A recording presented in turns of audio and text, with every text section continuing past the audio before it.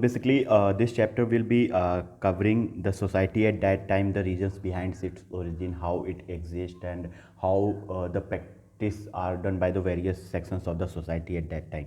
Then the story of Buddha also, the story of Vardhaman Mahavir, his teachings, what language he used for conveying his messages. And also we will be talking about a famous personality named as Panini, who wrote the grammar of the Sanskrit language. Then the Sangha and the monasteries, how they work and what is their composition, and how they are respected in this society. Then the writings of Upanishads and stories also we will covering in this chapter. So first we will be discussing about the story of Buddha, that how the Buddha came into the existence. Then his birth is about 2500 years ago from now.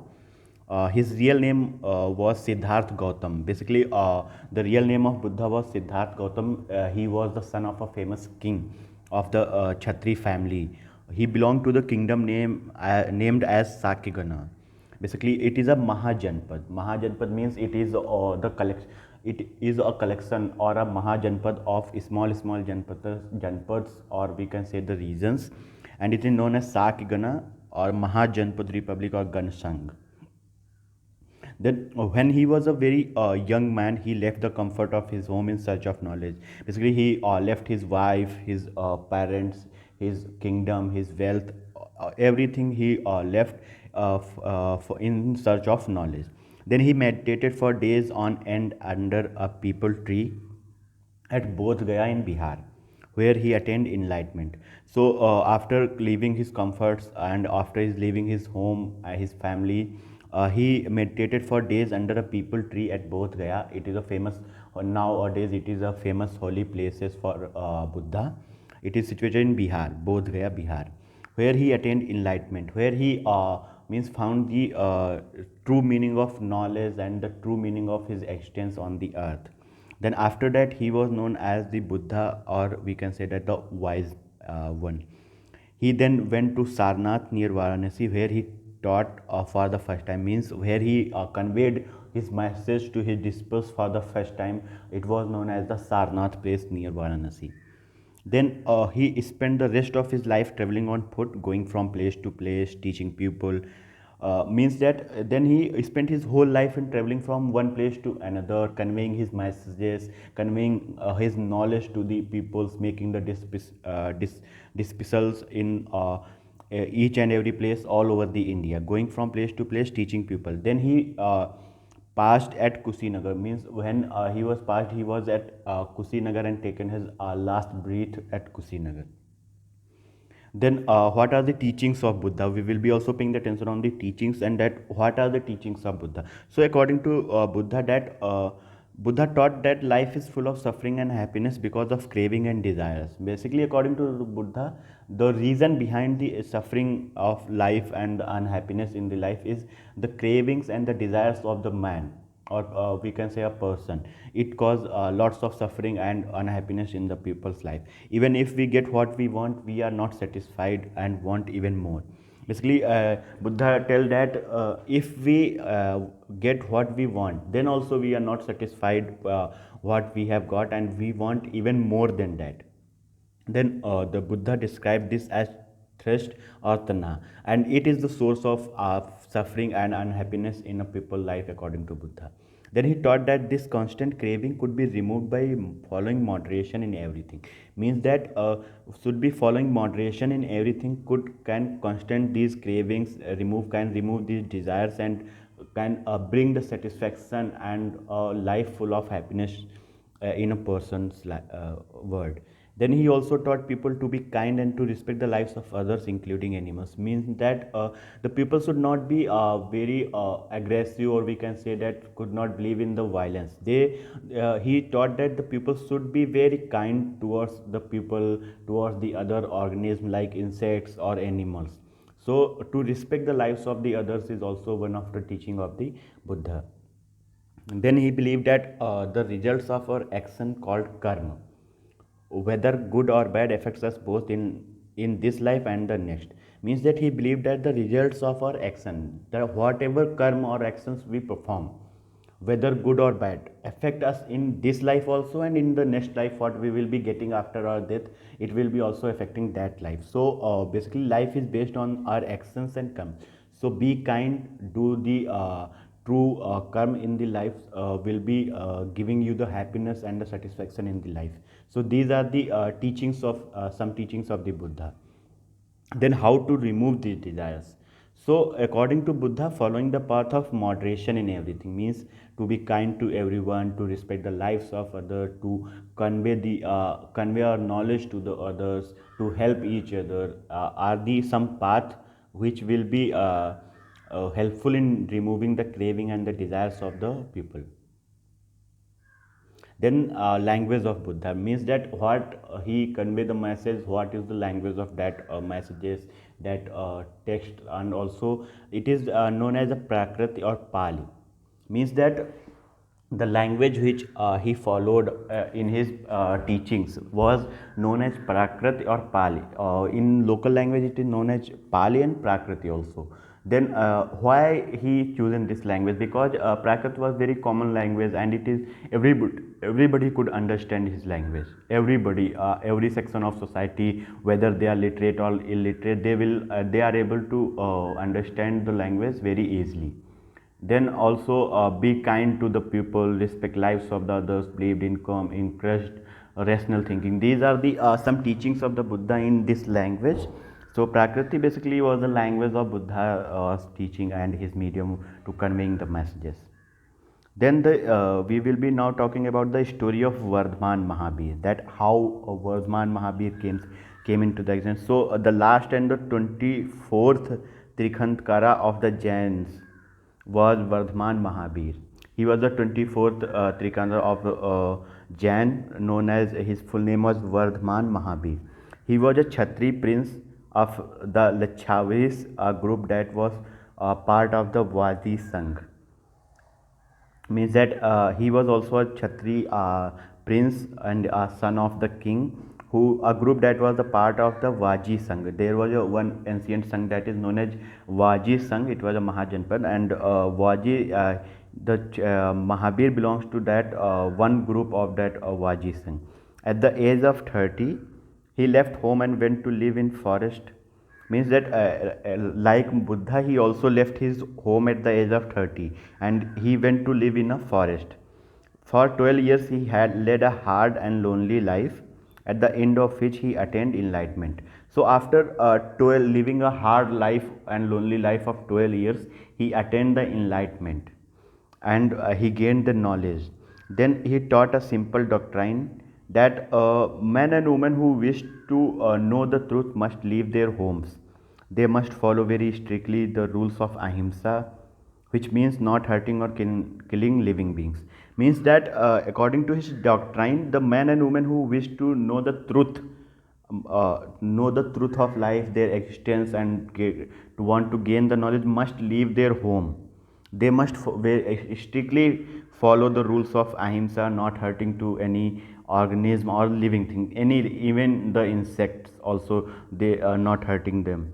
Then followers of Mahavir, who were known as Jains, means that the Jain community basically known for the following follower of Vardhaman Mahabir had to lead a very simple life. The followers of Mahabir had to live a very simple life. They had to be absolutely honest, and were especially asked not to steal. Means that they cannot steal anything, and they should be absolutely very honest in terms of their living. And also men had to give up everything, including their clothes also. So the man had to give up everything, including their clothes. It was very difficult for most women and men to follow these strict rules. Means that it was very means even donating their clothes, and also have to give up their clothes, it was very difficult for most women and men to follow these strict rules.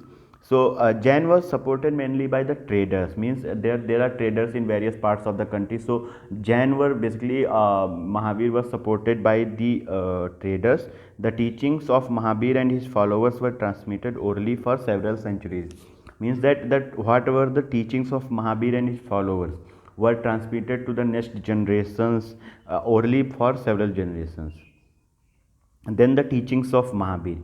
He gave five great oaths of Jainism, which the in the religion of Jain there were five oaths which are given by the Mahabir. Then 1500 years ago, written down and compiled at Vallabhi, Gujarat.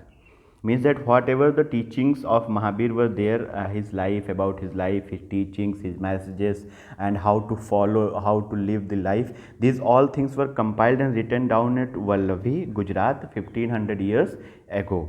And before that, their messages, their teachings were taught orally to the people. Language of his teaching was Prakrit.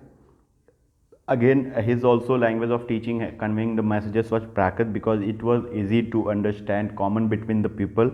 And local variant is in the form of Magadhi. Magadhi is a local language of the Bihar, basically some areas of the Bihar. So a local variant of Prakriti is known as in the form of Magadhi. The followers are known as Jains or Jinas. Then three books in Jainism are known as Pitika.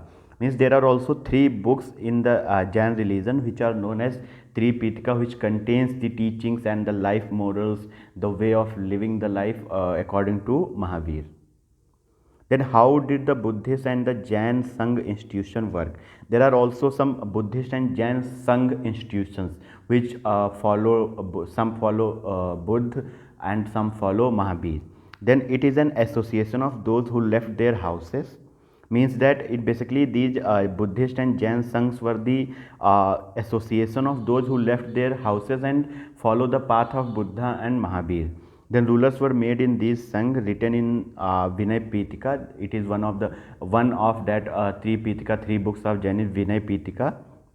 Then all men are allowed to join, but rest sections of society need to seek permissions from their supervisors or superiors. Means that all men are allowed to join their sanghs, whether it is a Jain Sangh or it is a Buddhist Sangh. But if we talk about the women, then women have to take permission from their husband, children have to take permission from their parents, and slaves should be taking permission from their masters, workers should take permission from the kings, and the debtors should take the permission from creditors. Only after that they can join these sanghs.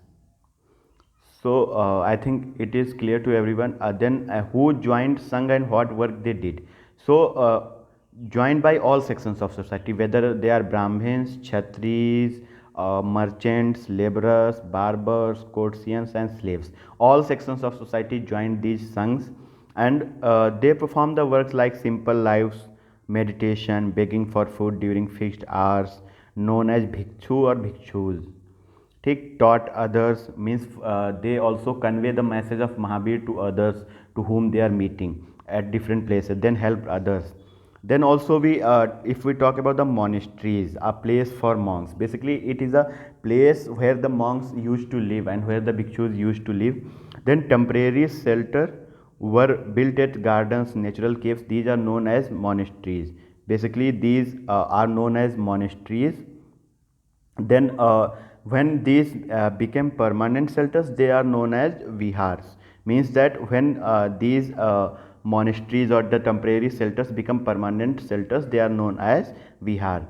Then made of woods and bricks, then land donated by kings and merchants. So the land on which these monasteries, these vihars were made, it is known as it was donated by the kings and merchants. So basically there is a proper difference between the monasteries and the vihar.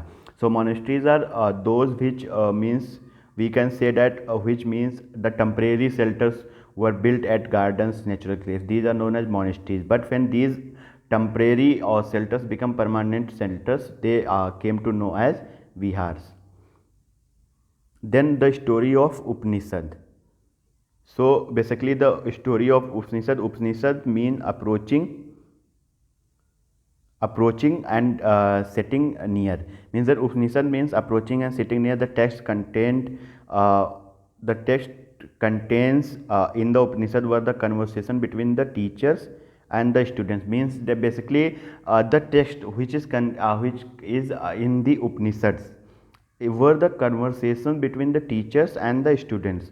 Then these conversations were recorded in the form of dialogues and discussions. Basically, these conversations were recorded, molded in the form of dialogues and discussions, and were included in the Upanishads.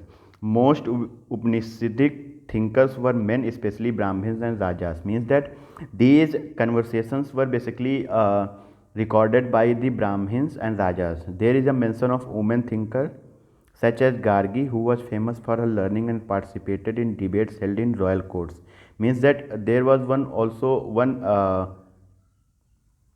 we can say that one woman thinker also known as Gargi, who was famous for her learning and participated in debates held in royal courts.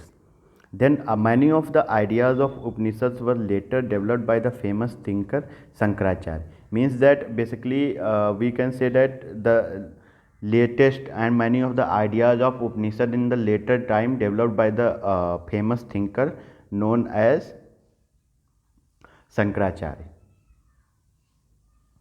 Then the society development of ashrams.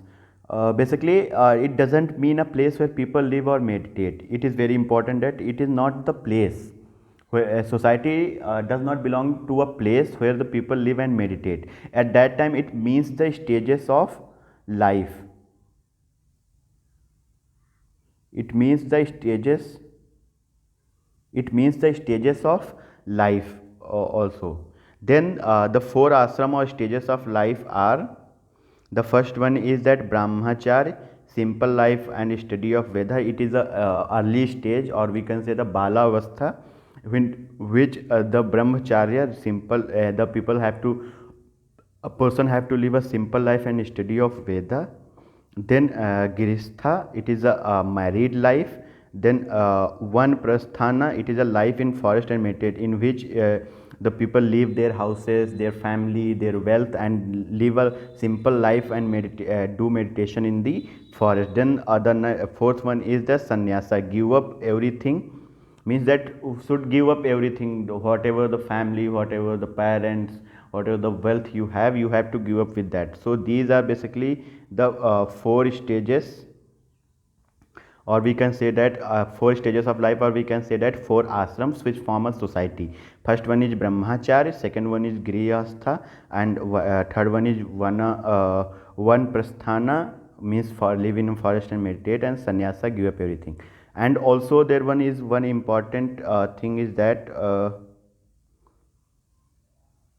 that women are not allowed to study ashram. Means that women at that time are not allowed to study these ashrams. They have to follow ashrams chosen by their husband, whether it is brahmacharya or giriyastha, or we can say one prasthana sannyasa. It will be chosen by their husband, and it should be followed by the women.